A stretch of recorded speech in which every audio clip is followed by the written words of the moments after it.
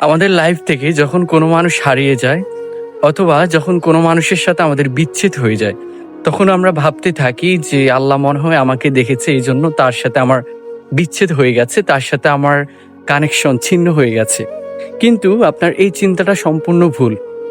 এই চিন্তাটা সম্পূর্ণ একেবারে wrong, because it's very wrong think you should remember that. আপনার উচিত হচ্ছে মনে রাখা, কারণ হচ্ছে আল্লাহ কখনো কোনো মানুষের উপর জুলুম করেন না এবং অবিচার করেন না। কারণ আল্লাহু আলিমুম বিজাতি সুদূর, আল্লাহ মানুষের অন্তরের খবর সম্পর্কে জানেন। হয়তো যে মানুষটাকে আপনি আজকে চাচ্ছেন, যে মানুষটার জন্য আপনি আজকে এত পাগল হয়ে আছেন, সে মানুষটা হয়তো আপনার লাইফে এত বড় একটা ক্ষতি করতে পারতো বিদেই হয়তো আল্লাহ তালা আপনাকে 5 বছর আগেই তার থেকে আপনাকে সেভ করে দিয়েছে, অথবা 10 বছর আগেই তার থেকে আপনাকে সেভ করে দিয়েছে বিদে আল্লাহ তালা তার সাথে আপনার বিচ্ছেদ ঘটিয়ে দিয়েছে। এখানে আল্লাহ তালা মানুষের ভালো চান বিদেই।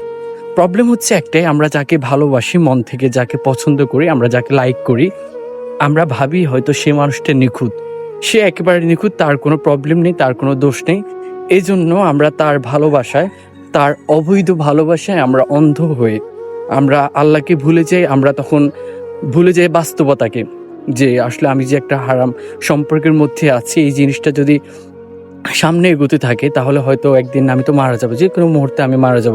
যদি ওই হারাম সম্পর্কের মধ্যে আমি থেকে যদি মারা যাই, তাহলে হয়তো আল্লাহ তাআলা আমাকে মাফ করবেন না, বিকজ আমি আল্লাহর অবাধ্য হয়েছি এজন্য।